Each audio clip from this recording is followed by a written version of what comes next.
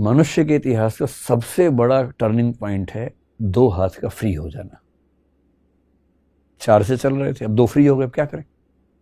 इन 2 हाथों ने पूरी कल्चर, पूरी इंडस्ट्री, पूरी सिविलाइजेशन खड़ी कर दी। ये 2 हाथ ना होते तो चल ही रहे होते इससे हम अभी भी। सबसे बड़ा टर्निंग पॉइंट है हमारा 4 से 2 पैर पे आ जाना। जब 2 पैर पे आ गए तो ये सीधे खड़े हुए, इनको दूर तक दिखने लगा, दूर तक घास दिखने लगी, दूर तक पेड़ दिखने लगे, कहाँ खा सकते हैं, डेवलप होने लगे। भागने में अच्छे नहीं थे, इनको हराना बहुत आसान था।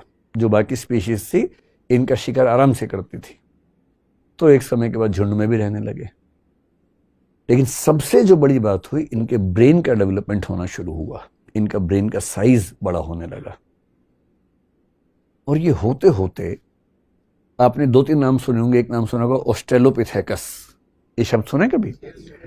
करीब 30 लाख साल का दौर इसका चला, ऑस्ट्रेलोपिथेकस, जिसका बेसिक मतलब है साउथ का जो एक क्रीचर था।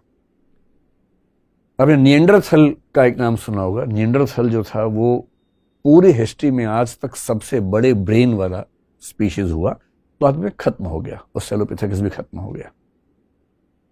और करते करते 25 लाख साल पहले आज से एक स्ट्रक्चर बना जिसको बोलते हैं होमो हैबिलिस। होमो शब्द सुनते ही समझ जाइए कि अपना नजदीक का रिश्तेदार है।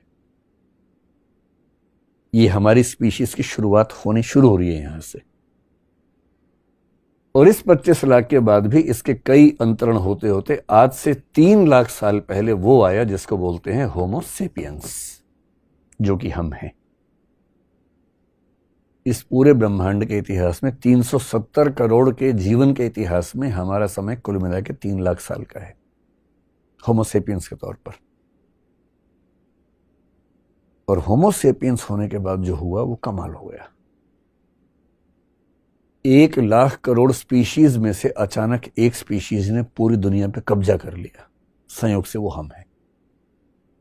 बाकी सबको जीना मुश्किल कर दिया, अलग बात है, लेकिन हमें तो सब कुछ हासिल हो गया।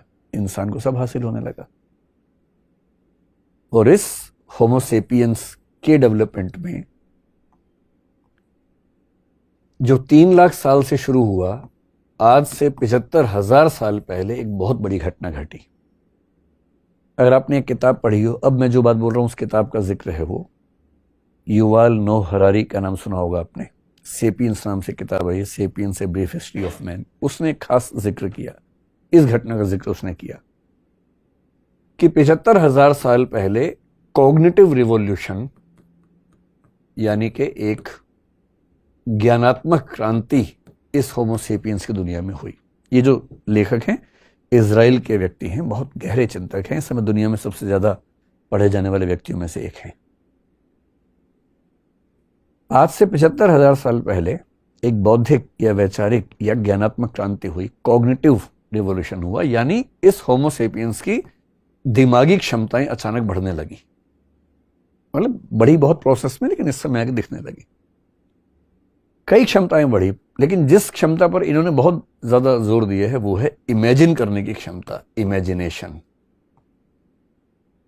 कल्पना करने की क्षमता। पहली बार किसी स्पीशीज ने कल्पनाएं करनी शुरू की। बिल्लियां कल्पनाएं नहीं कर पाती हैं, चूहे, गधे, घोड़े कल्पना नहीं कर पाते हैं, हम कर पाते हैं। हम कुछ भी कल्पना कर सकते हैं। हम परलोक की कल्पना कर सकते हैं, हम ईश्वर की कर सकते हैं, आत्मा की कर सकते हैं, पुनर्जन्म की कर सकते हैं, स्वर्ग की कर सकते हैं, नरक की कर सकते हैं, भूत प्रेत की कल्पनाएं कर सकते हैं, क्योंकि हमारे पास कल्पना करने की क्षमता है। जिनके पास क्षमता नहीं है वो नहीं कर पाते, सिंपल सी बात है। हमारे अंदर इंटेलिजेंस का विकास हुआ। इंटेलिजेंस का विकास इसमें अचानक नहीं हुआ, एक प्रोसेस में चल रहा है लगातार।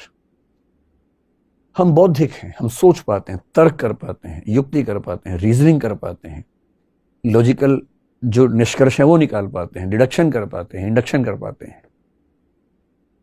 तीसरी बात यह है कि हमारी मेमोरी, आप एनिमल्स को देखेंगे उनके पास मेमोरी बहुत कम होती है, नहीं के बराबर होती है।